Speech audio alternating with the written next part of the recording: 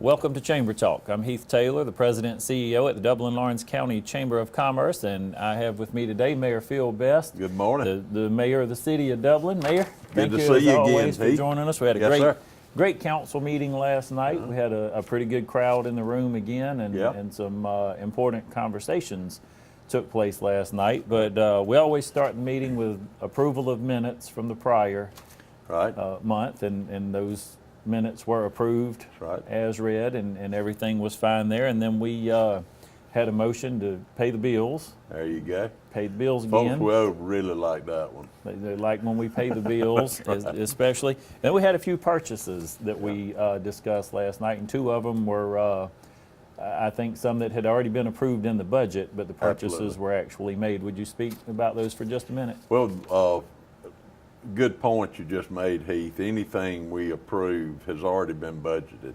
It's not an unbudgeted item. If it is, we declare that at the time that it's being purchased, and most of those are emergency situations, like a well pump or something like that. Something broke or... Yeah, okay. But last night I think we bought a lift for the shop, to just a freestanding lift that we can run out of the room and just need it to work on some equipment. And then the other was a piece of equipment for public works. I think it was a loader. Okay.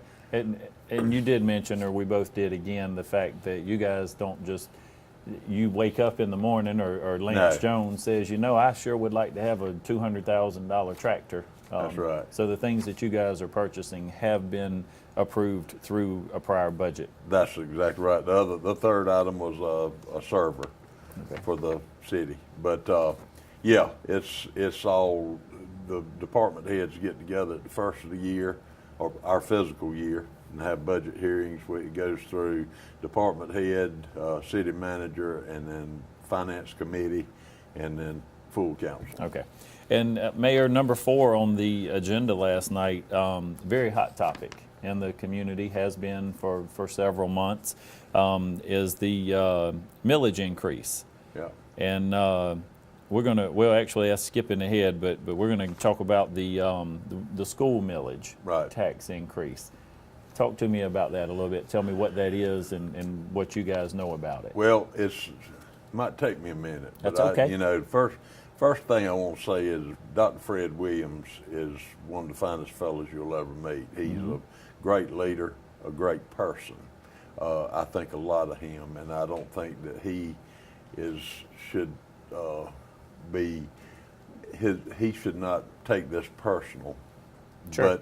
But I just, you know, I still do not understand that the fact that the school board can raise 2.5 mils or thereabouts on bond debt that they owe, and they ask us to approve it, but we can't approve it. I mean, it's brought to us. Let me ask you, and I don't mean to interrupt. Yeah. You can't not approve it. We can't not approve it. So it's given to you, and council did clearly last night said, okay, do we vote? Do we approve the debt? But you don't have a choice. That's right. It's handed to you. I don't even know why you vote. That's right. You have to approve it. Yeah, I mean, it's like your wife telling you got to go somewhere. You just got. You got to go. You don't. Okay. but I don't understand that. But the bigger problem is this.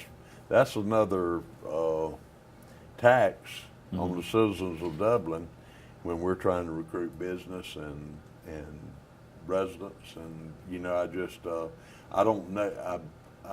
I don't know what the solution is, but we've got to find a solution because it's just it's continuing to go on. Okay, Mayor, and let's make sure we try to explain as much as we can to the folks. And of course, if you have questions about this, you call the city office, call the chamber office. We'll try to make sure to put you in touch with the people who can properly answer these questions. I believe Josh Powell last night said that he was still even investigating some of the things that can and cannot be done. But the school millage increase is based on a previous E-SPLOST that was voted on, and there's a shortage in the amount of money that was set forth to pay off things. That's right. The school regular general fund, for the lack of a better word, millage has a cap of 20 meals Right. by state law. I think our school system's at 19.7 or somewhere Pretty in that close. neck of the woods. Pretty close, 19.4. This is done when this tax that they raised this time is done. It's actually written into the bond when the bond is issued. Right. If there's a shortfall in East Splash, then you will impose the tax to. And the city is tasked with doing that. That's right. Well, it's the city of it's the city school system, not the city of Dublin. All we do, like I say, Right. is we approve it, and we can't disapprove it. Well, But and I think maybe that's the question, and Yeah. then that's where it's not real clear. Yeah.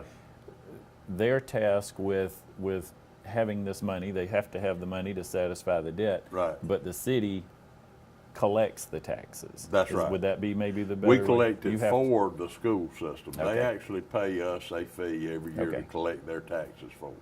Okay. So that's our only function in the whole deal is collecting the taxes. Okay. We have no say so about what they can tax, when they can tax, other than the state imposed 20%, 20 meal tax. That's Okay. a state item. But that's the whole point. And I know it is a little confusing, but I understand why they raised the tax, because they did have a shortfall in, Right, in right. East Splash. What I don't understand is why do we Why do you why vote? we even enter into the picture. Right. If we wanted to say no. Now, what Josh was talking about last night, and I think he's asked the school system for even some more information, they provided most of it before this. What we need to make sure of is that money is being used to apply to the debt that of the buildings that the East Splash was passed for. And not nothing anything else. else. Not operating money, not solar power panels, not anything else. We need to make sure that it's applied to the right thing. And Josh has worked with Fred and Christy and getting that information together. Okay. Mayor, we had a lot of conversation last night, a lot of questions after the meeting. We're going to take a quick commercial break, and we're going to come back and continue this discussion. Yeah. So. When my husband experienced chest pain, I knew he had to go to the ER at Fairview Park Hospital because it had an accredited chest pain center.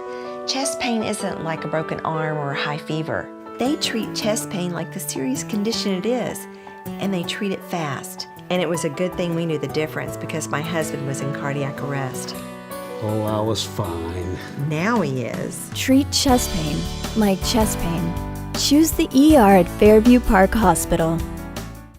Okay, welcome back, Mayor. Before Yes, the sir. break, we were talking about the millage increase and trying to make it as clear as we can for our citizens to understand. We still had some questions about that, and you mentioned right before the break what money could and could not be used to pay for, and I think there's some question. Of course, solar panels is a That's sore another deal subject completely, sometime. yeah. My original understanding is that there was about $11,000 being earmarked to go toward solar panel debt, and I think maybe that's where That Josh was cleared up. asking Josh last Powell night. got that cleared up, our city attorney. That's a separate issue completely. Okay. This money, and again, I could be wrong myself. Sure. But I'm pretty sure this money was is being used 100% to go to the retirement of the debt of the East Splash, the buildings that were built. Okay, and I may be asking something that would be doesn't even need to be asked, but if the original amount that was requested to pay off the debt did include $11,000 for solar panel, then would there be a reduction maybe in the amount There that'll should have to be, be paid, yes. and then there should be a decrease, even if it's a tenth or thousandth of a point? Exactly. There would be. My Okay. understanding is that should not be in there at all. Okay, okay. And Mayor, you know, I skipped, I said over the item right in front of that, but it was also about the City of Dublin tax millage increase. Would you explain that for our viewers? We kept our current city operational tax at 6.57, I believe, meals is what it was. The increase was hundreds of a point. Right. And that's just a an adjustment figure based on our assessment, basically, and maintaining the same budgeted income that we have for tax, operational tax. It's so you're required to announce it, but you're not even required to have public hearings on it because it's not even considered a tax increase, really. Well, and let me ask you, and I'm not sure if I remember correctly hearing last night, did somebody say it was like $30 a year or something or less? Yeah. Okay, okay. I want to say $8. Okay. I mean, it's not, if we could have adjusted, we would have adjusted it the other way if the case had warranted it. Okay. We didn't increase our income from taxes. Right. And I'd like to note too that, you know, our operational tax at the city of Dublin does not even cover the operation of the police department. I mean, it is so low, and a lot of that reason is because of the gas department and other benefits we have for income. Right, right. And let me ask you, I want to make sure if you heard the same as I did, if you remember as I did last night. So the tax, the school millage increase would basically mean for a person for every $100,000 of property that they own in the city of Dublin, there would be about $100 increase per $100,000. Is that a fair estimate? That's right. So business owners would probably pay more. Property owners that own multiple residents and things, this would impact in a larger way. It's it impacts everyone. Okay. Even if you think you're a tenant and you're not paying the increased property tax, you are, because what the landlord's going to do is have to adjust to compensate for the increase in taxes. Right. And we do want to say, Mayor, I don't want to, I hate negative. I don't like negative in any way. This is debt that was previously voted on through an e-splost, and this debt does have to be satisfied. Right. And so I think what we're trying to do, you and I both today, is just to say we want our citizens to know that we're working on your behalf to make sure that we're good stewards and that everything's being applied. Well, I want to say that personally, from a personal standpoint, there's not, Fred Williams and his board did not have a choice. Right. I mean, they had to, it was either that or default on the bonds. The problem I see is more long-term than that, in that, you know, we've just been through a pretty good adjustment. They've worked hard on reducing their debt, the operation expenses and all, and we need to watch that very, very closely. I mean, you know, it's easy. I just say that, and Fred and I get together regularly, and we're good friends. Sure. But Fred inherited a lot of this. Right. But I still say that we need to watch this closely. Right. And Fred he's been great with the chamber. I know he comes in with the development authority. He's very transparent. And if there's anything that we can do to work with those guys, if we need to put a meeting together at the chamber for questions and answers, I'm sure they would be more than willing to come and help us with that. Mayor, we need to take one more commercial break. We'll do that. Yep. We'll take a commercial break and we'll come back. We had the Linda Vista discussion last night, and there were some interesting comments, and so we'll follow up on that after our next commercial break. Landmark Cafe and Market is located in the historical skyscraper in downtown Dublin and is open Monday to Friday, 10 to 3. Enjoy freshly made specialty salads, sandwiches, paninis, and wraps, along with Landmark Cafe's delicious side items. Everything is freshly made, including an assortment of bakery goods. Landmark Cafe will provide corporate deliveries of 10 or more entrees. Call 277-0160 for your deliveries and takeouts. Enjoy a fresh and healthy meal with your friends and co-workers at Landmark Cafe and Market, located on the first floor of the historical skyscraper in downtown Dublin. We hope to see you soon. Welcome back to the show, Mayor. Again, thank you for joining us. And I want you to know I'm hearing some positive comments in the community and the grocery store and different places around town. People watching the show and appreciate what you're doing. So thank you. Thank you. It's the city council they're doing a great I'm just job. a cheerleader. Well, and I want to bring back, we mentioned right before we went to break the Linda Vista subdivision. Right. There were some citizens' comments last night. There were some council comments last night. Share a little bit about that for Well, us. let me try to explain the procedure first and then get into Sure. some personal thoughts if I can. Yes, sir. Number one, the Linda Vista group has done what council and staff have asked them to do. They've gone through the process of due diligence and done the request, done the petition signing.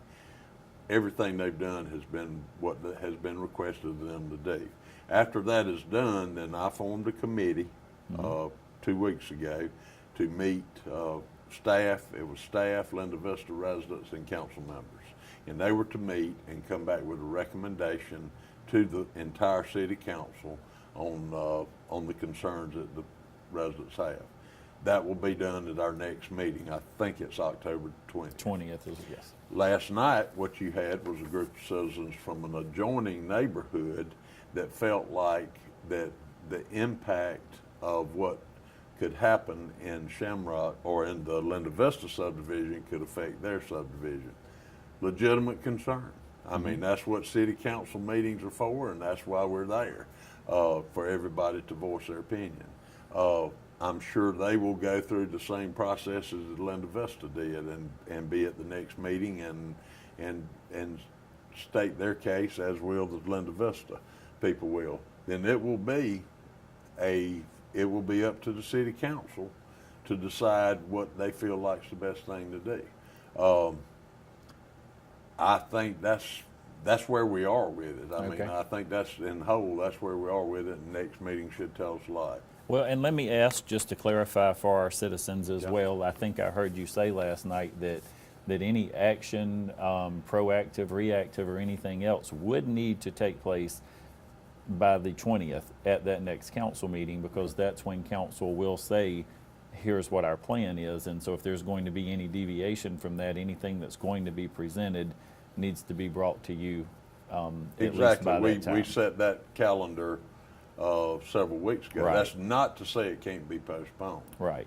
But anyway, that's I hope we don't have to postpone it. I hope a decision can be made at our next council meeting. And hopefully a decision that'll make as many as possible That's what happy. you always I know shoot for. sometimes you can't make That's everybody exactly happy, right. but we're going to try to make as many people happy That's right. as we can there.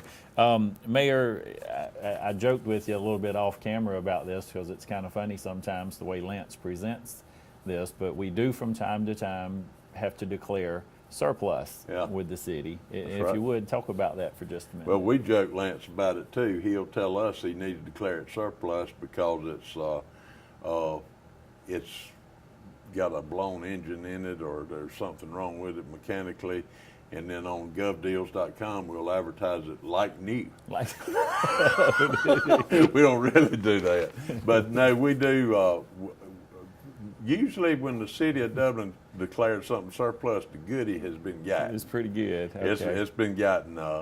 But there's a lot of people that still want it for spare parts or such as that. But last night we had an old truck that the guys at the shop decided which time to let go. And then we also had a bulldozer that is still in good shape, truly, that was used on our mulch yard, but we had to rearrange the way we do mulch, and that's done out at the landfill now. So we really don't have a need for that type bulldozer. We don't even have see, it was a one-place piece of equipment. Okay. We don't even have a way to transport it. Right. Now the county would help us transport it if we needed to, but there's no sense in tying that money up and it sitting in the middle of the field doing nothing. Go ahead and sell it, Right. and at some point if we need another piece of equipment, we'll look at it at that time. Okay, and so if we have a citizen or a business owner today that might be interested in purchasing this equipment, how would they go about doing They that? go to govdeals.com. Govdeals.com. And it's been the greatest thing to happen to city and county governments as far as surplus property because anybody can bid on it. Anyone. I mean, council members, county commissioners, whomever can bid on it, but it's a straight, it's all done on the internet, it's all done Impartial. Impartial. and It bids was over created by Georgia Municipal Association. Okay. And it's a really good, effective way to deal with your surplus Good property. deal. Good deal. Great council meeting again last night. Citizen participation. We do encourage you to come out Sure do. on the second and fourth Thursday of the month. First and third. third. I'm sorry. Yep. First and third Thursday of the month to the city council meetings, 5:30 p.m. in the council chambers downstairs, and encourage you to come out and participate. Mayor, before we close our show today, I want to give you and I want to say thank you as well to our folks in town that are handling a large influx of unexpected visitors we have right now.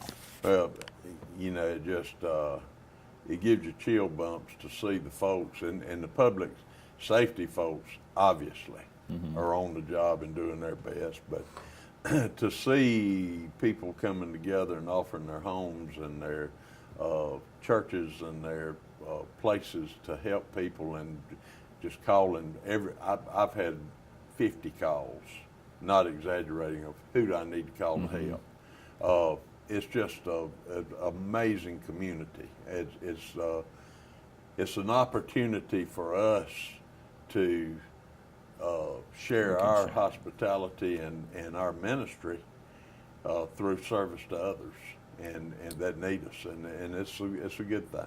Amen. And I believe we have seen that, and we'll continue to see that going forward. I think somebody even mentioned last night, and I saw myself, city employees out at the intersections on 80 coming through town yesterday, manually operating the traffic signals to get the traffic through. So we want you folks to know your city and your county government, they're doing all that they can do anytime we have a situation that arises to keep you safe. And again, we appreciate all of our local law enforcement, our EMTs, Absolutely. our fire departments. These guys are working around the clock, endless hours, and any patience and appreciation that we can show them, I'm sure will go a long ways. Yeah. So thank you as always, Yes, sir. Mr. Mayor. Good to We look see you. forward to the next Thank show. y'all for and having us. Thank you for joining us, and we want to remind you that it's always a great day for business in Dublin and Lawrence County.